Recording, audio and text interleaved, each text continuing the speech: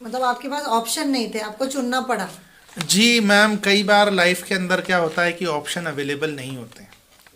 Option खुद से पहले तलाशने पड़ते हैं, फिर आपको चूज। और ये मुझे जो लगता है, ये देश की लगभग 90% जनसंख्या है जो यूथ है उनके साथ में होता है। जी बिल्कुल। मेरा ये मानना है मैम कि जैसे अगर आपके परिवार में जो अगर पैसा है आपके पास में, तो आपको ड्रीम को जीना है। और अगर आपके परिवार के पास में अगर पैसा नहीं है तो देन परिवार के लिए जीना है। इन वॉरियर्स, मैं प्रिया झाला, CEO of salute police and defence academy में आपका स्वागत करती हूँ। जैसा कि आप लोग सभी जानते ही हैं, भागवत गीता हम सभी ने पढ़ी है और उसके 11th चैप्टर में अर्जुन ने द सुप्रीम डिवाइन कृष्ण को डिफाइन किया था, या हम कह सकते हैं डिस्क्राइब किया था, जिसके लिए उन्होंने एक शब्द यूज़ किया था या एक श्लोक का यूज़ किया था उन्होंने, नभः स्पर्शम दीप्तम।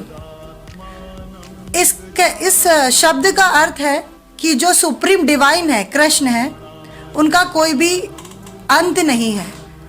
जब कुरुक्षेत्र में अर्जुन ने कृष्ण को देखा तो उन्हें कृष्ण का बहुत ही बड़ा स्वरूप दिखाई दिया जिसे वो डिस्क्राइब नहीं कर पाए, और उसी के लिए इस शब्द का इस्तेमाल किया गया, नभः स्पर्शम दीप्तम। इसी शब्द को शायद आप लोगों ने कई बार सुना भी होगा। हमारी भारतीय वायुसेना का ये मोटो है।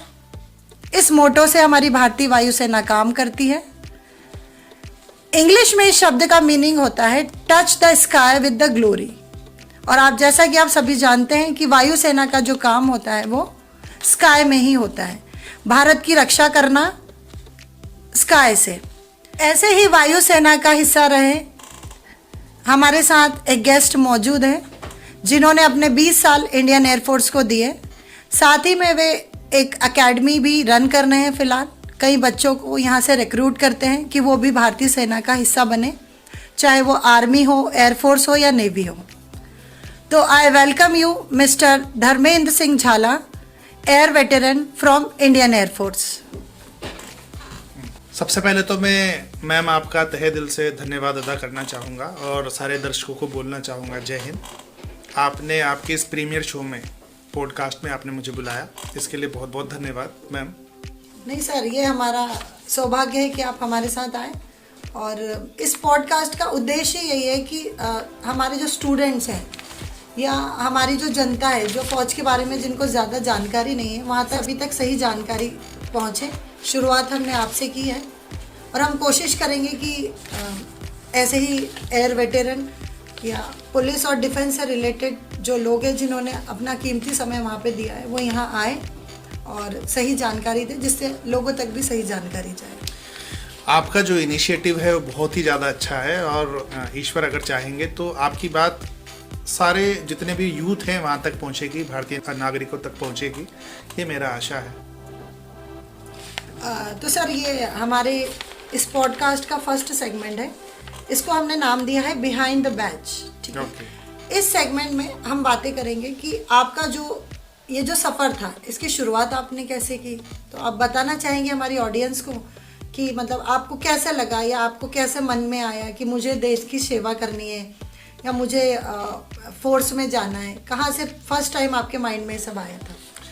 जी, सबसे पहले तो मैं अपना इंट्रोडक्शन दे देता हूँ। नाम है मेरा धर्मेंद्र सिंह झाला और मैं भारतीय वायुसेना में सार्जेंट के पद पर कार्यरत था।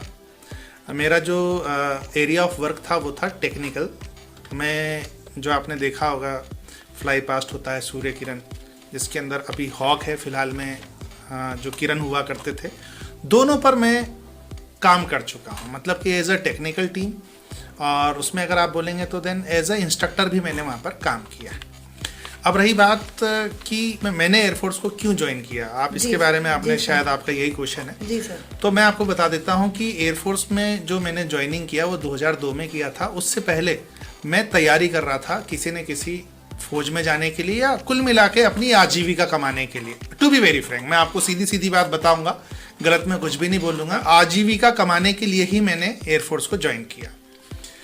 मैंने जो अपने स्ट्रगलिंग टाइम में मैंने पानी पूरी भी बेची है, साथ ही में मैंने कई जगह पर बर्तन भी धोए हैं, पर बाकी मैंने अपने अंदर एक जज्बा रखा, जोश रखा, जुनून रखा कि मैं आगे बढ़ूंगा और कहीं ना कहीं कुछ ना कुछ मैं गेन करूंगा। और भगवान की दया से मुझे एयरफोर्स जैसी प्रीमियर, या एक तरीके से मैं बोलूँगा आपको, इतनी बढ़िया सेना के अंदर मुझे काम करने का मौका मिला। मेरा ऐसे तो सिलेक्शन नेवी में भी हो गया था और एयरफोर्स में तो हो ही चुका था, पर नेवी का कॉल लेटर बाद में आया, तो मैंने इसीलिए एयरफोर्स को पहले चुना। मतलब आपके पास ऑप्शन नहीं थे, आपको चुनना पड़ा। जी मैम, कई बार लाइफ के अंदर क्या होता है कि ऑप्शन अवेलेबल नहीं होते, ऑप्शन खुद से पहले तलाशने पड़ते हैं, फिर आपको चूज। और ये मुझे जो लगता है, ये देश की लगभग 90% जनसंख्या है जो यूथ है उनके साथ में होता है। जी, मेरा ये मानना है मैम कि जैसे अगर आपके परिवार में जो अगर पैसा है आपके पास में, तो आपको ड्रीम को जीना है, और अगर आपके परिवार के पास में अगर पैसा नहीं है तो देन परिवार के लिए जीना है। जी, इस परिवार के लिए जीने के लिए बहुत सारी चीज़ें हो सकती हैं, जिसमें हो सकता है कि आपको फौज में जाना हो, ये भी। और जब मैं फौज में पहुंचा तो मेरे अंदर पेट्रोटिज्म जो था वो और ही ज़्यादा बढ़ गया। जी सर। तो जैसे ही आपका सिलेक्शन हुआ या आप रिक्रूट हुए एयरफोर्स में, तो वहाँ के जो आपका ट्रेनिंग पीरियड रहा, तो कुछ बताना चाहेंगे? क्योंकि आजकल हमारे जो स्टूडेंट्स हैं वो काफ़ी डरते हैं कि ट्रेनिंग बहुत हार्ड होती है, टफ होती है। तो देखिए मैम, किस तरीके की रही आपकी ट्रेनिंग? मतलब कुछ बताना चाहें, कुछ शेयर करना चाहें? देखिए, ट्रेनिंग के बारे में अगर ऐसे तो कई चीज़ें कॉन्फिडेंशियल होती हैं जो बाहर नहीं बताई जा सकती जी। पर कुछ वाकये ऐसे हो जाते हैं जिनको बताने में कई बार हम भी अंदर से हंसने लगते हैं कि वाह यार, उस वक्त में जब छोटे थे तो इस तरीके की हमने हरकतें की। जी। पर मेरा जो मानना है, एयरफोर्स की या जो भी जो ट्रेनिंग होती है, वो क्या होता है, एक सिविलियन को आप पूरा कन्वर्ट कर रहे हैं किसमें, एक डिफेंस पर्सनल के लिए। जी। तो उसके लिए क्या होता है कि बहुत सारी टीम होती है जो बिहाइंड द कर्टेन्स होती है। वो सारी की सारी टीम आपको एक जो सिविलियन है उससे आपको मोल्ड करेगी। तो सबसे पहले जैसे अगर आप जाते हो ट्रेनिंग सेंटर में, तो सबसे पहले जो हमारी एकदम बड़े बड़े बाल हुआ करते थे हीरो की तरह, सबसे पहले तो उसी पे कैंची चला देते। अभी सर प्रॉब्लम होती है, हमारे क्लास में भी स्टूडेंट्स हैं। हाँ। अभी हम उनको हेयर कट का बोलते हैं तो वो लोग मानते नहीं है। देखिए मैम, हेयर कट को लेके बहुत बड़ी समस्या है, और अभी तो फैशन बियर्ड्स का भी हो गया। देखिए तो मैम, बच्चे सुनते ही नहीं है और सपना देख रहे हैं फौज में जाने का, पर बाल कटवाने के लिए राजी नहीं। चलो कोई बात नहीं, जब वहां पहुंच जाएंगे तो डिसिप्लिन के हिसाब से आपको तो कटवाना ही पड़ेगा। इवन लड़कियों तक के बाल छोटे कर दिए जाते हैं डिफेंस के अंदर, और जो गलत नहीं है, क्योंकि एक ये जो रहने का तरीका, रहन सहन, आपके बालों, एटिकेट्स जो होते हैं, ये सब किसको क्या दर्शाते हैं कि आप एक सिविलियन से अभी किसके अंदर कन्वर्ट हो रहे हैं, एकदम डिफेंस पर्सनल के अंदर आप कन्वर्ट हो रहे हैं, फौजी बन रहे हैं। तो ये चीजें जरूरी होती हैं। तो वही है, जब मैं अपने बाल जब मैंने कटवाए तो उसके बाद में सब लोग हंसे और मैं भी खूब रोया था।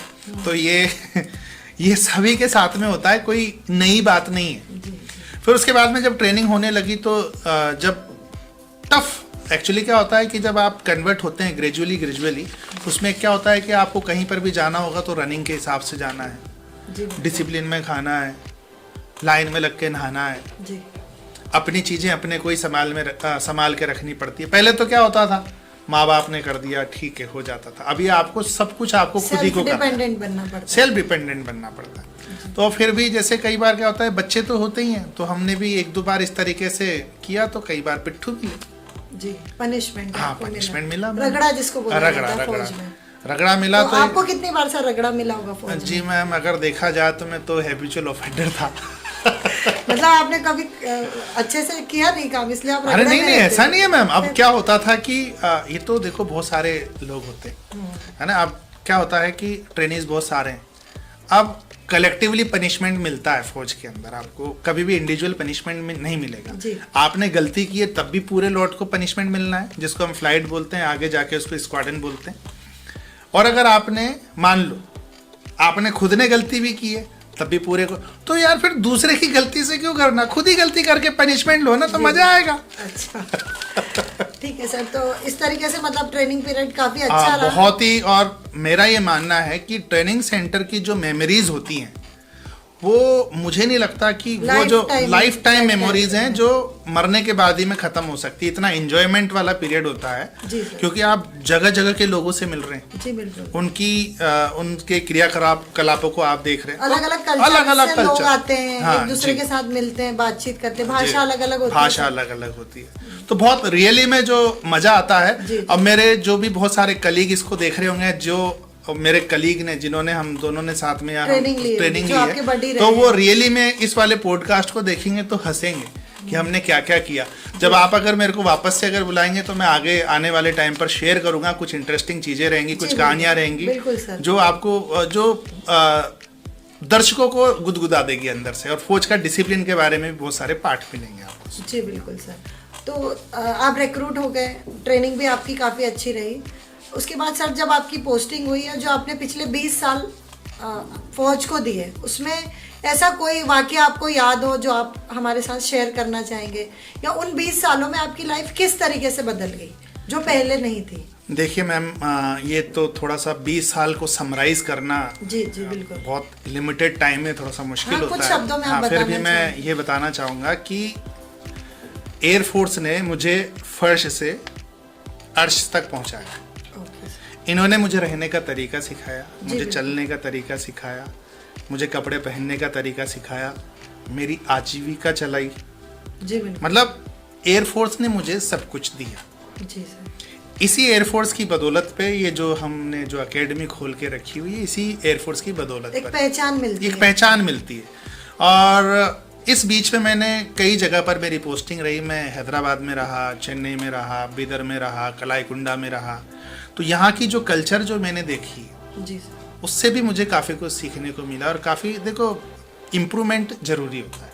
तो ये जो इम्प्रूवमेंट मेरे अंदर रहा, ये सब धीरे धीरे मैंने यहाँ से सीखा है। तो एयरफोर्स के बारे में अगर मैं बोलूँगा तो एयरफोर्स एक ऐसा प्लेस है जहाँ पर आप किसी को भी रख देंगे तो वो एक इंसान बन के निकलेगा।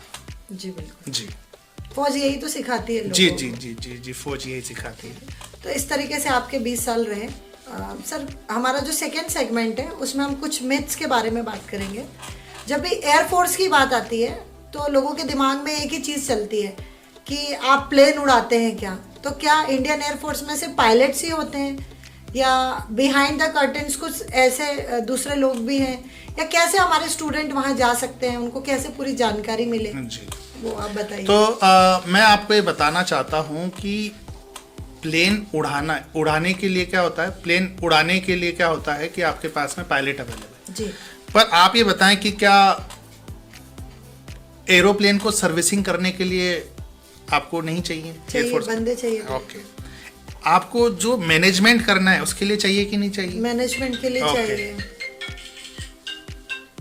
ऑफिस के है लिए ना? चाहिए, ऑफिस के लिए, एडमिन जो एडमिनिस्ट्रेटिव मेस के लिए चाहिएगा, मेस के लिए चाहिए, सफाई के लिए भी सफाई के चाहिए, लिए भी चाहिए, ऑफिस। एडमिनिस्ट्रेटिव वर्क हो गया। तो बहुत सारी चीज़ों के लिए सब कुछ चाहिए। तो हम ये कैसे बोल सकते हैं कि केवल पायलट ही प्रोड्यूस करते हैं? मैं खुद जो इंडियन एयरफोर्स में था एज अ टेक्नीशियन मैं था वहाँ आप पर। और मेरा recruit जो as a ट्रेड है, हाँ, technician। मेरा ट्रेड जो है वो है एयरफ्रेम फिटर। फिटर है। हाँ, तो मेरा जो काम था वहाँ पर वो एरोप्लेन को रिपेयर करना था, एरोप्लेन की सर्विसिंग करना था। और साथ ही में जब मैं आगे जब मेरा प्रमोशन वगैरह हुआ तो उसके बाद में मैं इंस्ट्रक्टर भी था। तो मैंने एक जो आप एरोबेटिक टीम देखते हैं आप, हॉक, जी बिल्कुल, है ना, जो जिसको air सूर्य show किरण, दिखाती जो है। सूर्य किरण जिसका नाम है, जी, जी। उसका भी मैं इंस्ट्रक्टर रहा हूँ। जी। हॉक टेट्रा स्कूल के अंदर मैं इंस्ट्रक्टर था। जी। साथ ही में फिर मैं ट्रेनिंग सेंटर जो होता है एयरफोर्स का, मैकेनिकल ट्रेनिंग इंस्टीट्यूट ये तामरम, वहाँ पर भी मैं एज ए इंस्ट्रक्टर था, फैकल्टी था मैं। अच्छा, एज अ फैकल्टी मेंबर। जी। मतलब आप फिटर की तरह भी काम किया आपने, और एज अ फैकल्टी मेंबर भी फैकल्टी काम किया। इंस्ट्रक्टर जिसको बोलते हैं जी वहाँ पर, बिल्कुल, उसमें इंडियन काम। एयरफोर्स जी में। जी जी। ठीक है। तो सर कैसा, मतलब आप लोगों का वहाँ पे जैसे जो साथ में रहने वाले लोग होते हैं, या जब आप टीच करने जाते थे वहाँ पे, तो कैसा क्या अनुभव रहा आपका वहाँ पे? देखिए, अगर मैं बात करूं हॉक टेट्रा स्कूल के बारे में, तो वहाँ पर आते थे पायलट्स आएंगे, इंजीनियर्स आएंगे, ट्रेनीज आएंगे। जी। तो वहाँ पर और कई विदेशीज भी आते थे आपके पास में, फॉरेनर्स भी आते थे। तो वहाँ पर पढ़ाने का तरीका कुछ अलग होता था। मीडियम ऑफ इंस्ट्रक्शन इंग्लिश होता था, या फिर क्या होता था कि डेमोस्ट्रेशन के माध्यम से या प्रैक्टिकल के माध्यम से सिखाया जाता था। जी। पर अगर मैं बात करूं, जब मैं MTI में था, मैकेनिकल ट्रेनिंग इंस्टीट्यूट में था, उस वक्त में पढ़ाने के लिए क्या होता था, आपके सामने जो स्टूडेंट आते थे वो क्या होते थे, कम एज के होते थे। तो जो रिक्रूट्स, हाँ, जो न्यूली, तो जो जैसे होता है एक्चुअली, सच्चा इंस्ट्रक्टर या टीचर वही होता है जो सामने वाली ऑडियंस के हिसाब से बिहेव करे और उसको पढ़ाए। जी सर। तो मैंने भी कोशिश की और इतना भगवान की दया से इतना बढ़िया मेरा रहा कि आज भी मेरे कई जो स्टूडेंट्स हैं मुझे कॉल करते हैं और फेसबुक, इंस्टाग्राम और यूट्यूब के साथ में मेरे से जुड़े हुए हैं, फ़ोन से मेरे से जुड़े हुए कई के लोग फ़ोन आते हैं, तो हम भी काफ़ी पुरानी बातों को याद करके एंजॉय कर लेते हैं। जी सर। तो सर फौज में जाने के लिए ऐसे कौन से 5 पॉइंट्स है जो किसी स्टूडेंट के अंदर होने चाहिए या वो अपने आप को इस तरीके से तैयार कर ले, क्या उसको अपने अंदर बदलाव करने चाहिए जिससे वो एक इंडियन एयरफोर्स का हिस्सा बन सकता है या किसी भी डिफेंस सर्विसेज या पुलिस सर्विसेज का हिस्सा बन सकता है? ऐसी कौन सी 5 चीज़ें आप बताना चाहेंगे? बहुत बढ़िया आपने क्वेश्चन पूछा है।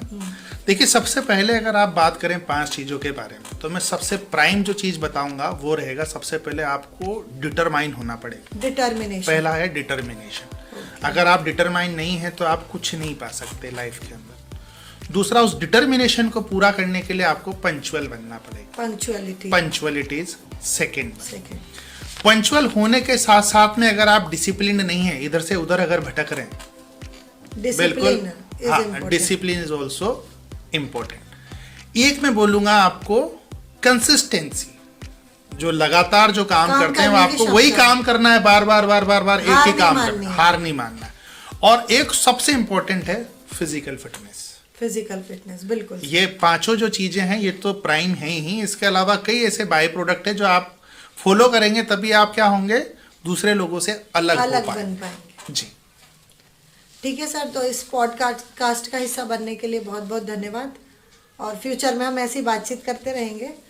आने वाले समय में जो भी बच्चों के क्वेश्चनियर्स होते हैं, हमारे पास ऑनलाइन ऑफलाइन कई इंक्वायरीज आती है, तो उनके भी क्वेश्चन हम सामने रखेंगे और पूरे भारत देश में लोगों को बताने की कोशिश करेंगे कैसे दूसरे लोग हमसे जुड़ सकते हैं।